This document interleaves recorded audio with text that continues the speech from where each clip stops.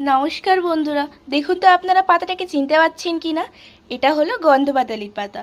এটাই আজকে পকোড়া বানাবো। তো এখানে আমি অনেক কিছু প্রিজারভেটিভস অ্যাড করে ফেলেছি। এখানে এখানে আমি চালের গুঁড়ো অ্যাড করেছি, পেঁয়াজ কুচি অ্যাড করেছি, আর অ্যাড করেছি এখানে লঙ্কাটা। আমি এখানে চালের গুঁড়োর সাথেই পেস্ট করে নিয়েছি। এখনও আরও অনেক প্রিজারভেটিভস অ্যাড করা বাকি আছে, তো দেখে নিন আপনারা কী কী অ্যাড করছি। অ্যাড করছি কালো জিরে, অ্যাড করছি কিছুটা পরিমাণ 1 টেবিল নুন, করছি এখানে হলুদ। এবার ভালো করে হাতটা ধুয়ে এসে মেখে নেওয়া হবে।